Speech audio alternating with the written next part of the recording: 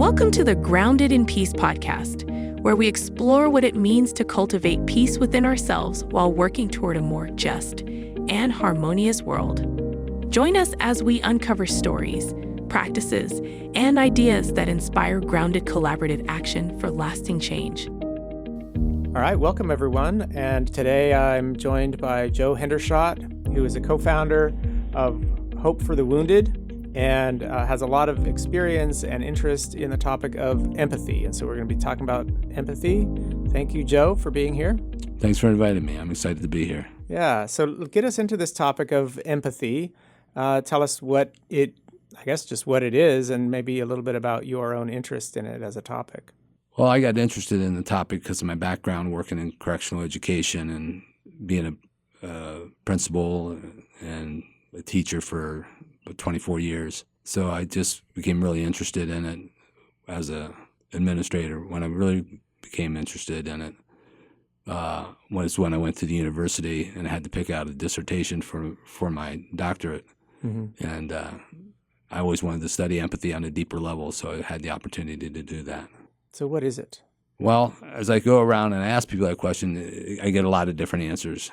Mm-hmm. But kind of the catch-all phrase is to understand the perspective and the feelings of others. Yeah. To feel what someone else feels. Step in someone else's shoes and to feel what they're feeling. Yeah. Is that something that comes naturally to some people and maybe others need to work on? You know, are people naturally an empath, you know? We have that language. I'd like to think that everybody has empathy in them. I think it's drawing it out. I think it's something that everybody can work on in certain levels. I don't know if we ever truly get to where we want to be, but I think some people may be more empathetic than others based on life experiences. Mm-hmm. But I think, we talk about cultural empathy and historical empathy and things like that. You can see people banding together. You just look at the fires out in California mm-hmm. and the flooding that took place in North Carolina. You just saw empathy coming together all across. Mm-hmm. So I think you could see that was a cultural empathy where people really banding together. So I like to think that everybody has it in them. It strikes me that maybe events like that stand out because maybe we're not seeing as much empathy usually as we'd like to see. Do you have thoughts on what is keeping us? I'm just going to make an assumption here that maybe our culture or our society is not as a whole as empathetic as we could be or should be. Do you agree with that? I don't think we pay attention to it as much as we should. Again, I think a lot of it's based on life experiences. Well, I guess I'll simplify. Do you think our society is empathetic? Is that even should we think in those terms? Can a society be low in empathy or high in empathy? You gave an example where we saw empathy in response to the fires in California. Is that an exception? Does it stand out because in general we're not very good at it? Does it stand out because we're not very good at it? Maybe in some ways it draws our attention more to it, that draws us in that we're more compassionate.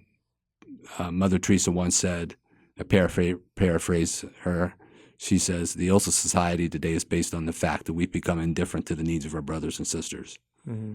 So if we're not seeing that on a daily basis, the needs, we're not feeling what around us, seeing it, the need. But when we see it, I think we tend to band together as a whole because we find out we're more alike than unalike. Okay. So yeah. And Robert Hamby calls it a perspective consciousness.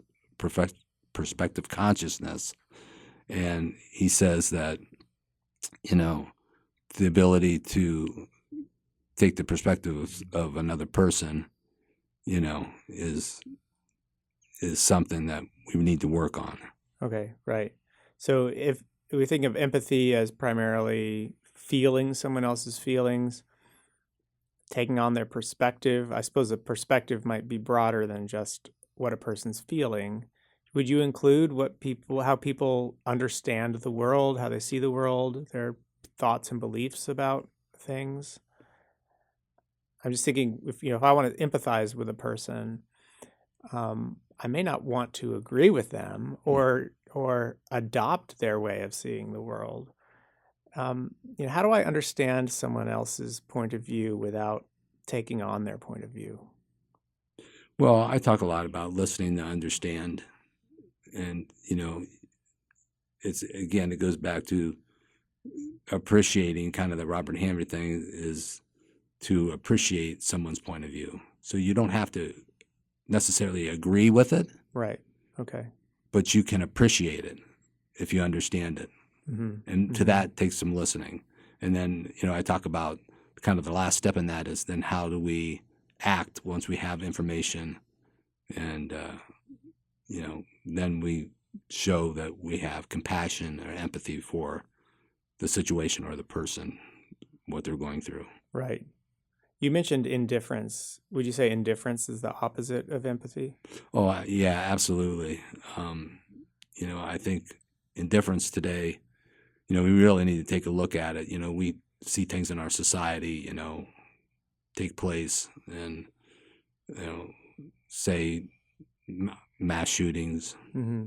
Let's just take an example like that. They'll call them hate crimes. Yeah. And certainly there's no place for hate. Hate is wrong. It's nothing good about it. It's wrong at every level. It's bad. It's evil. It's all those things. But, I tend to look at those situations as the people that do those things don't really hate the people Mm-hmm. that they're shooting because they don't even know them. Mm-hmm. Now, we could say that they're indifferent to them, indifferent to their life. Mm-hmm. So, is there an element of hate in it? Maybe, but I think it goes a step deeper. And I think indifference is the opposite of empathy. And, empathy can get so out of control that, one of the worst crimes against humanity, I mean, there are many, Mm-hmm. but one of the worst crimes against humanity we could probably agree would be the Holocaust. Yeah. And it's interesting that in Mary Gordon's book, Roots of Empathy, she states that one of the judges of the Nuremberg trials stated about the war crimes that the Holocaust was a failure of empathy. Mm-hmm. So that's how out of control lack of empathy can be. Yeah. Yeah. So do you have thoughts on what bars us from being empathetic? What makes us indifferent? I mean, I can imagine it if we are, there's got to be a limit to the amount of empathy any person can, take within themselves or exhibit. And especially if you're thinking about the suffering of the entire world, Mm-hmm. it's too much to take in. There's got to be some, and I haven't studied this like you have, but I'm just imagining that there's some self-protection there where indifference can serve a function. I can see it being different on an interpersonal level. If we're indifferent to the person who's right in front of us, that seems like a real problem. But do you have thoughts on our kind of emotional connection that we may or may not have with people at various distances from us? Should we strive to empathize with people we don't know who are distant from us? Is there a healthy way of doing that? Yeah. We talk a lot about self-care. Mm-hmm. And, you bring up the point, can we take on, the world's problems? Yeah. It's a lot to bear. Sure. We talk about compassion fatigue. Right. So, people that are really empathetic have to pay attention to compassion fatigue. Mm-hmm. If not, then they get burned out. And Right. then they're not as able to be as empathetic as they wanted to be or tried to be because they've just – but so there's some safe boundaries to set up. But I would never say that anyone could be overly empathetic. Mm-hmm. I would think to say that, there may be times that person needs some space for themselves to contemplate certain situations they're thrown into. And it could be just at a personal level. My daughter, who's adopted, we were walking through downtown Columbus, and as we were walking through Columbus, she says, "Hey, Dad, do you have some money?" And I said, "What do you need money for?" Mm-hmm. We were just walking through Columbus. Yeah. She said, "We just passed a homeless person, and I want to give them some money." Mm-hmm. Now, I'm embarrassed to say I walked right by him. Oh, you didn't see him. I didn't see him. Yeah, right. But my daughter, based on her experiences, not only saw him, but could feel his pain. Yeah. Yeah. And so my daughter taught me to pay more attention, to be more empathetic. And I think I've studied this stuff. I think I've been on top of it, And Yeah. and I see homeless people and stuff and try to help out, as I think most people do, if they're able. But on that particular day, Right. I was on a mission. I was there for something else. And my daughter slowed me down and said, "Dad, Right. there's Yeah, a bigger she was world feeling around it." something you weren't. I mean, do you think studying empathy like you have has made you more empathetic? I mean, can that happen, that you study something and, I mean, it's not a knowledge, right? Right. It's a, I don't know what we call it, some kind of emotional competence or skill.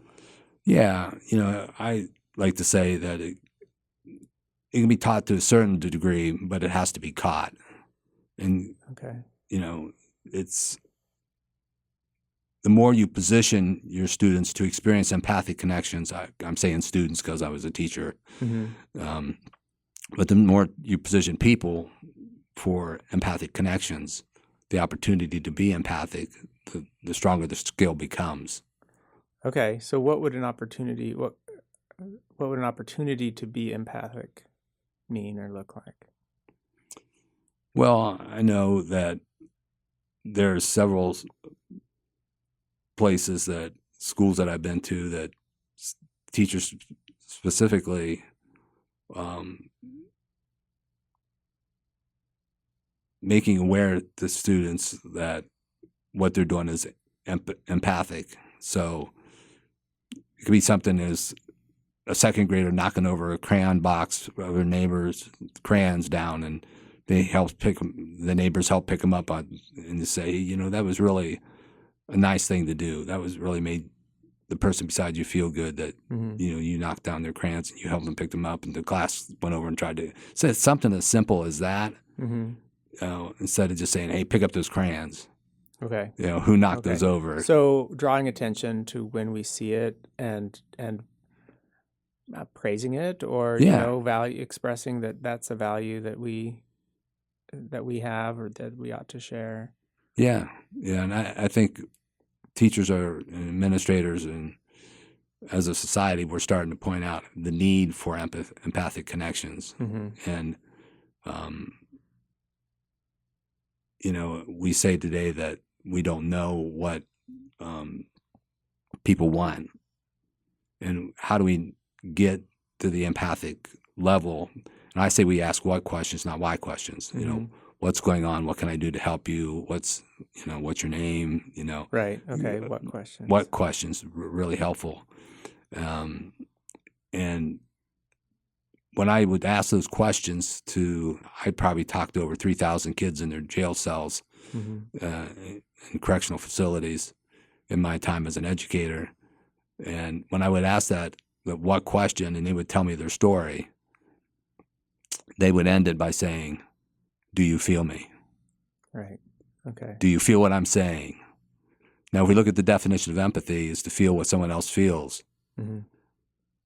They're saying to me, "I've just told you my story. I've just poured out my heart. You asked me a question. I gave you an honest answer. It may not be one you wanted to hear. May not be a comfortable answer. Yeah. But do you feel me?" They're saying, "Can I have your empathy?" And what would you say, or what should you say when someone says that? that I understand and appreciate where you're coming from. Yeah. And, you know, and if you can't totally understand because maybe we haven't been there, you know, you can still say, I can appreciate where you're coming from. It seems like understanding isn't the same thing as empathy, or maybe I'm not understanding. I mean, if I can understand with my head, it seems Right. like a head thing that we do. Right. But empathy sounds like a heart thing, It that is. my heart recognizes your heart, or something like that. I mean, those might not be the words that come out of your mouth, but is this something that,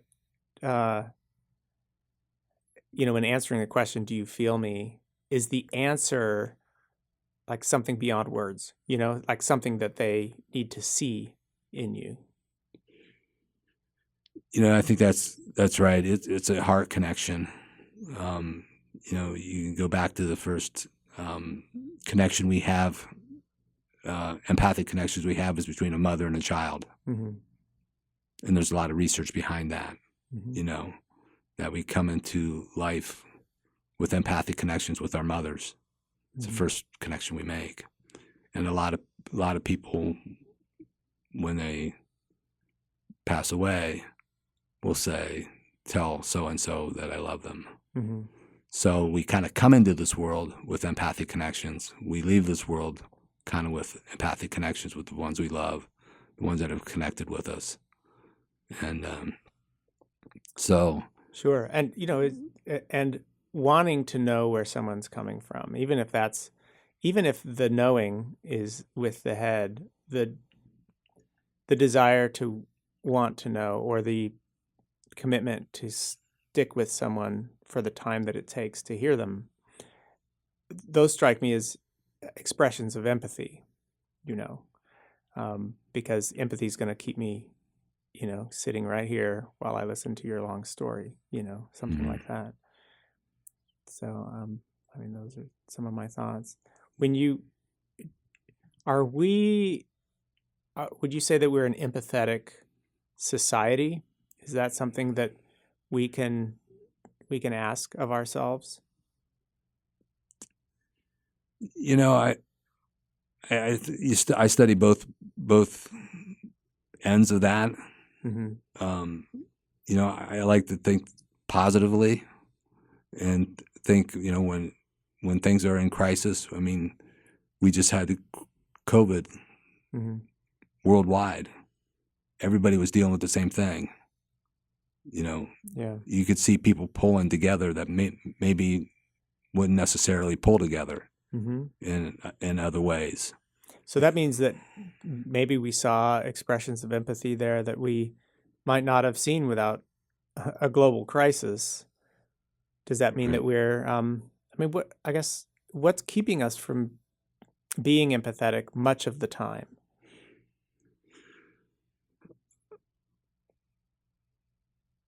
I think that it's a deep question. Because it's so individualized based off of individual experiences. But I think, we've kind of have a society that says, or maybe not as a society, but some societies or cultures or communities, pull yourself up by your bootstraps, tough it up, suck it up, be an adult, and we give standard answers. But to say, how can I help? What can I do to help you? I had a teacher came up to me at a conference and she said that she literally had to stay with her students, these two students the year before, by her just saying, what is it I can do to help you? What is it you need? It took a long time, but they finally told her what they needed. And she said it literally changed their life. Mm. So it didn't come right away. No, it didn't come right away. She had to have that commitment to be with them over a long period of time. Absolutely. Yeah. Well, and one thing that COVID, people had so many different experiences, it's hard to generalize, but a lot of people had more time because lots of things were canceled on their social calendar or whatever. Right. And, I mean, I just wonder if maybe the slowing down was related. I mean, we could sort of dwell with kind of just dwell, and then the needs of others and the needs of ourselves could, make their way across to each other. And there probably takes some patience, for that to reach across. Yeah. So, there's many things that we can talk about historically that's taken place where empathy hasn't been, as broadly practiced. And it's important to talk about those and what were the moral failings on those, how did they arrive there, and how can we avoid that in the future? I mean, it makes me think of genocides and things like that, where, I mean, one way that's often put is that there's a failure to see the humanity of another person or race of people or, some collective. And I mean, would you articulate that failure in terms of empathy? I mean, I guess it's a pretty extreme characterization to say we're not seeing the humanity, but I mean, it seems to me a lot of what that might mean is I'm failing to see another person as someone who has the same characteristics as I do, Right. the ability to feel and respond to, struggles and so forth in their life the way that I do. Is that what you mean by historical examples? What I thought of. Yeah. It's just, just failing to see the humanity in another person, as you mentioned, lacks empathy. And there's just so many cases of it that, you bring up a good point, and I think we've talked about it throughout, is it takes time. Yeah. And it takes patience. It takes understanding. It takes appreciating and where someone else is coming from. And so, when you lack those things, we become, again, back to that word, indifferent. Right. And when you become indifferent to the needs of others, well, people characterize our society and, many developed nations and cultures as being putting a high premium on autonomy and probably fast-paced, and of course a fast-paced anything is going to oppose the patience that's required to tap into our empathy. Even if it's there, we may not make time for it, it seems to me. Right. Well, I think we're kind of forced to make time for it nowadays because of society issues. I'll just go on. And I was in Washington, D.C. with a group of people. It was a listening session, and 20 of us were brought together to discuss listening session for school violence task force. And when I went in there, I won't give names or positions. Sure. But there were people there who had experienced Sandy Hook, Columbine, other school shootings. Right. And when I went in this room and people introduced themselves, there were a lot of tears. There was a lot of, and one person said, his job as a police officer is to rescue and recovery. He says, we have to stop rescue and recovery in this country. So we have to somehow teach our kids to be more empathetic with one another. And so the room was very heavy, but it was going in a positive direction, that we got to really learn to be more understanding and empathetic in the importance of teaching this to our young kids as early as preschool, you know, because, you know, is it going to stop everything? We hope so. That would be wonderful. We hope so. But we know we can't keep going at the pace. Wherever I go, the elephant in the room is, how do we feel safe? How do we feel safe? And we know that healing takes place in safe place. So even though we're not healers, we can try to create safe place in our schools, in our communities, in our places of jobs and places of employment.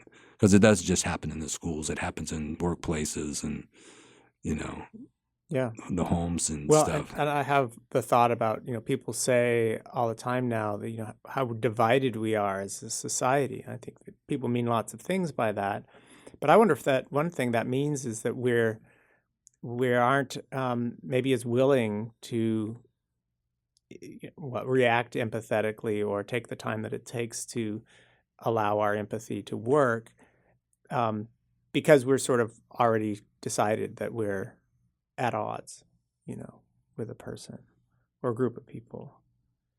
Do you have advice on how to, I mean, assuming that's true, I don't know, that's a hypothesis, but I mean, if that's some of what's going on, what's a person to do who wants to be part of the solution and say, I don't want to be divided from my neighbors that I don't agree with, you know I don't agree with them, maybe politically. I mean, there's a lot of that talk, but I want to be a good neighbor to them, and I want their friendship and that kind of thing. What kind of advice would you give to someone who's feeling that way? Well, I do agree with you. It could be neighbors, but it's even being division in our own homes. Sure. In our own families, we're seeing that. Yeah. I'm not saying your and I families, but sure. Families, maybe ours. Yeah. So we've maybe seen it. I think it goes back to, I hate to be repetitive, but I guess the best way to get a point across is to be repetitive, is to understand and at least appreciate where the person's coming from. Don't have to agree with them. Yeah. And if they're willing to listen and understand where you're coming from, your perspective, and then we can agree, say, to disagree, and still be brothers, and still be neighbors. So it sounds like having a conversation, and maybe many conversations, and sitting down with a person, spending time with them. I mean, is it good to talk through areas of disagreement, or is it better to talk about things that we agree? I guess if you talk about things you agree on, you're never really going to get at how a person's feeling. Well, I think it needs to be heard. I think a lot of it's how we approach it. I know there was I'll leave out the city. There was a city that was in uproar. I was watching the news. Yeah. And the newscaster was interviewing the mayor or whoever of the city that was out of control at this point in time. And basically the newscaster says, Mayor, what are you going to do to get these people under control? Mm-hmm. And the people behind him are all going, well, you're not going to control us. Yeah. It seemed like a very non-empathic thing to say. Okay. So, right. So they asked me what I thought about that. And I said, people don't want to feel controlled or fixed. If anybody says, hey, I'm going to fix and control you, you're going to get pushback. Sure. Because no one wants to feel that way. Mm-hmm. So I think a more appropriate question is, how can we get everybody to the table, or at least the key people to the table, to try to heal the situation? Yeah.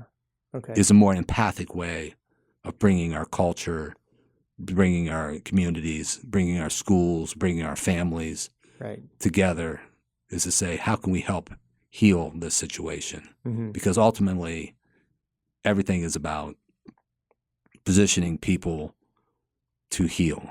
Yeah. And being empathic, an empath is Mm-hmm. it's strong. It's more powerful than we give a. Empathy seems like just a kind of a passive. I'm empathic with this person, but there's a lot of power behind it. Sure. And I tell people all the time, what's true of them is true of me. What's true of me is true of them. Mm-hmm. And were there times in my life where I needed to have compassion and empathy showed towards me? Yeah. Oh, for sure. Well, and the power of empathy, as you said, is healing, and that's a very powerful power. I think, can I tell this quick story? Sure. I think back when I was in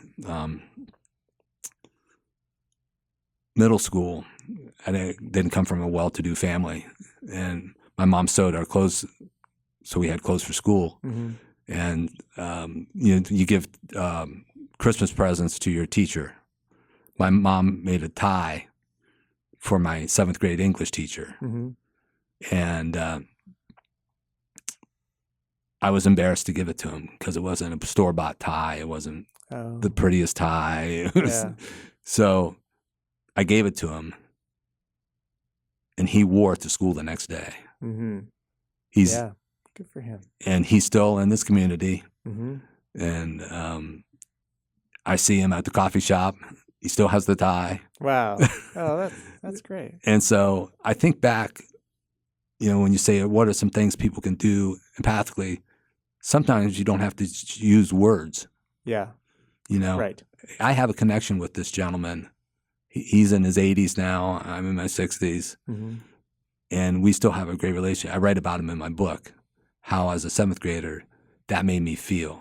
Right. Mm-hmm. That he was so empathic with me, that he could feel where I was coming from, the pain, the embarrassment, but he received the gift and shared it with the school. Yeah.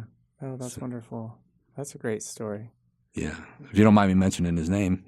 You can. Dave Kwaka. Oh, I love Dave. If you know Dave Kwaka. Hello, Dave, if you're listening.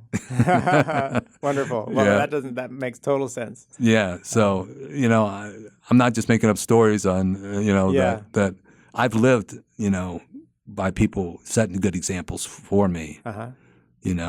And Dave,